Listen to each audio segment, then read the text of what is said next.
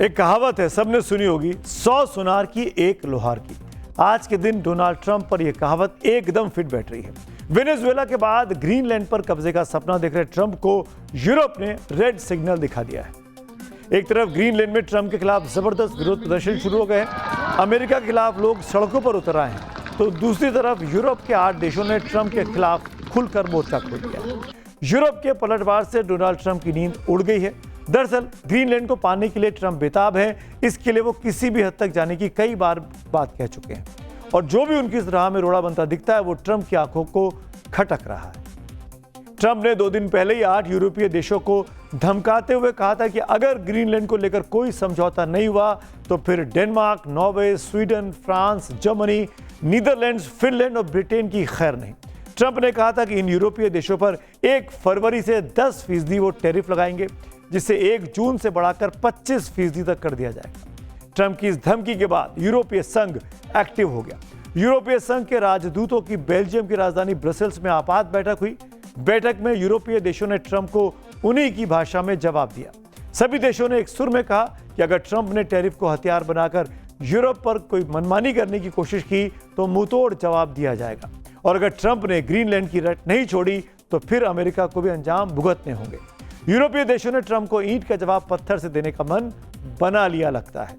यूरोपीय देश अमेरिका पर 93 अरब यूरो यानी करीब 108 अरब डॉलर तक टैरिफ लगाने और अमेरिकी कंपनियों को यूरोपीय बाजार से भगाने पर भी अब विचार कर रहे हैं। कुल मिलाकर कई महीनों से चली आ रही ट्रंप की दादागिरी पर अब यूरोप ब्रेक लगाता हुआ दिखाई देता है। लेकिन अमेरिका दुनिया की महाशक्ति है, ट्रंप से पंगा लेना आसान भी नहीं है। इस पर पूर्व राजनयिक दीपक बोरा का क्या कहना है, पहले उसको सुन लेते हैं। ट्रंप जो कर रहा है शायद कई बार वो हमारे हक में नहीं होता, लेकिन उससे पंगा कोई नहीं ले सकता। वो जो कर रहा है, मैं सच बताऊं तो मैं कई बार उनके अंदर प्राइम मिनिस्टर नरेंद्र मोदी की झलक देखता हूं।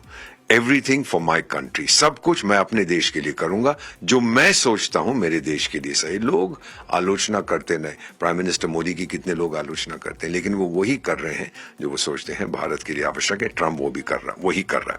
यूरोप पंगा नहीं ले सकता। मेरी पहली पोस्टिंग फ्रांस में थी 70s में। मैंने देखा था कैसे वो ऐश करते थे, और मैंने उनको कहा कि आपको डर नहीं है, सोवियत संघ आपको ठोके? क्या डर है, अमेरिका आके बचाएगा, हमको ऐश कर लेने दो। ये मानसिकता यूरोप की अभी तक नहीं गई है। दीपक बोरा को सुन रहे थे आप। इस बीच ग्रीनलैंड की जंग कौन जीतेगा, यूरोप या अमेरिका, ये तो आने वाला वक्त बताएगा। लेकिन मौजूदा वक्त में यूरोपीय देश ट्रंप के सामने दीवार बनकर खड़े होते दिख रहे हैं। वहीं दूसरी तरफ ग्रीनलैंड के अंदर ट्रंप के खिलाफ ज्वालामुखी अब धधकने लगा है, और ये तस्वीरें ग्रीनलैंड की राजधानी नूक और डेनमार्क के कोपेनहेगन से आई हैं, जहां हजारों लोग हैंड्स ऑफ ग्रीनलैंड जैसे नारे लगाकर ट्रंप के खिलाफ विरोध प्रदर्शन कर रहे हैं। ग्रीनलैंड के इस तरह के विरोध प्रदर्शन की तस्वीरें लगभग अब रोज आने लगी हैं, जहां लोग सड़कों पर ग्रीनलैंड बिकाऊ नहीं है के नारे लगा रहे हैं। दरअसल अब लड़ाई सिर्फ ग्रीनलैंड और अमेरिका के बीच नहीं रह गई, ये अमेरिका वर्सेस यूरोप होते हुए नेटो तक पहुंच गई है। जिन 8 यूरोपीय देशों ने अमेरिका की नाक में दम करके रखा है वो सभी नेटो के देश हैं।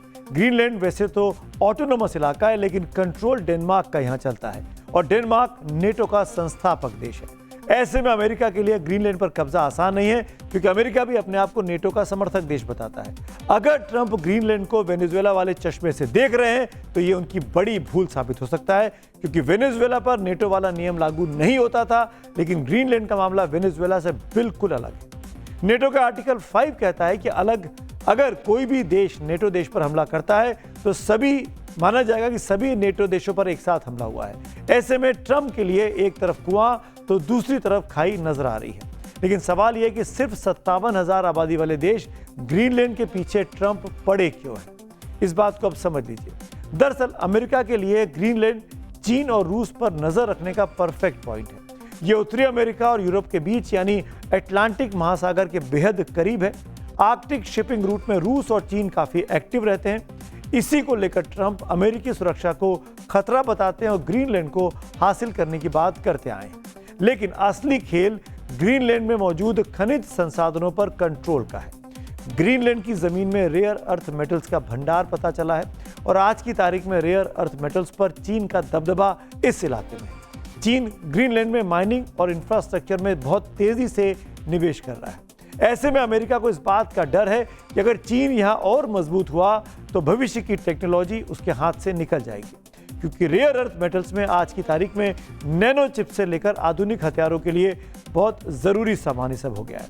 यही वजह है कि ट्रंप हर हाल में ग्रीनलैंड पर अमेरिकी झंडा फहराना चाहते हैं। तो 8 बड़े यूरोपीय देशों की टेढ़ी नजर की वजह से ग्रीनलैंड पर अब बुरी तरीके से ट्रंप घिर चुके हैं। ध्यान भटकाने के लिए वो सबको अपना ध्यान, दुनिया का ध्यान गाजा की ओर लेके जा रहे हैं। अमेरिका को गाजा में शांति चाहिए। हालांकि दुनिया ये उम्मीद लगाए बैठी थी कि सेकंड हैंड ही सही नोबेल पाकर ट्रंप को शांति मिल जाएगी, लेकिन ऐसा हुआ नहीं, क्योंकि जब सामने ट्रंप हो तो अनुमान लगाना बेकार है। अब ट्रंप नोबेल भी डंडे के बल पर लेना चाहते हैं। नोबेल शांति नहीं मिलने की टीस में ट्रंप ने नॉर्वे को धमका दिया है। ट्रंप ने कहा, मुझे नोबेल पुरस्कार नहीं दिया, अब शांति मेरी जिम्मेदारी नहीं है।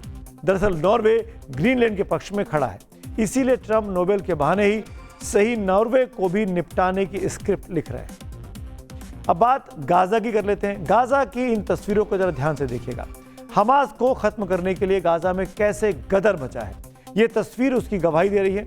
लेकिन अब इसी गाजा का पीस प्लान ट्रंप लेकर आए हैं। ट्रंप जो कि व्यापारी भी है, और इसके लिए उन्होंने भारत को न्योता दिया है। अमेरिका के भारत में राजदूत सर्जोई गोर ने एक संदेश सोशल मीडिया पर साझा किया, जिसमें उन्होंने भारत के प्रधानमंत्री नरेंद्र मोदी को बोर्ड ऑफ पीस में भाग लेने के लिए अमेरिकी राष्ट्रपति डोनाल्ड ट्रंप की ओर से आमंत्रित करने की चिट्ठी सार्वजनिक की। सर्जोई गोरे ने सोशल मीडिया पोस्ट पर लिखा है, मुझे गर्व है कि मैं राष्ट्रपति डोनाल्ड ट्रंप का आमंत्रण प्रधानमंत्री नरेंद्र मोदी को दे रहा हूं, ताकि वे बोर्ड ऑफ पीस में भाग लें, जो गाजा में स्थायी शांति लाएगा। ये बोर्ड प्रभावशाली शासन का समर्थन करेगा, जिससे स्थिरता और समृद्धि प्राप्त होगी। भारत हमेशा से शांति का पक्षधर रहा है।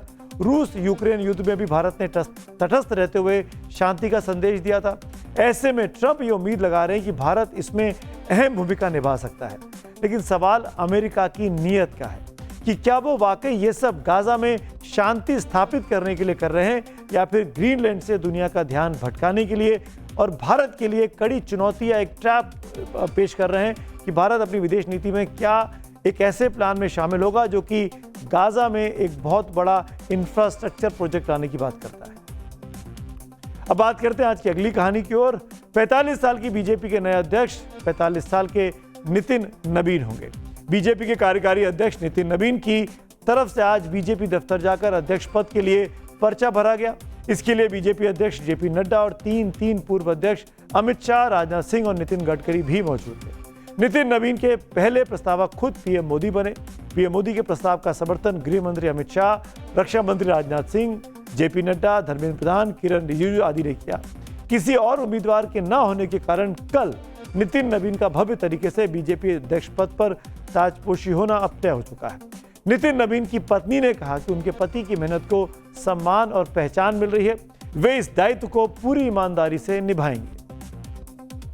थोड़ा सा हम सब इमोशनल हो गए कि हाँ चलो मेहनत किया है तो इस मेहनत को सम्मान दिया गया है, पहचान मिली है कि जिस समर्पण भाव से ये हमेशा काम करते हैं उसको एक पहचान मिली है कि लोगों ने चुना इनको इस जिम्मेदारी के लिए।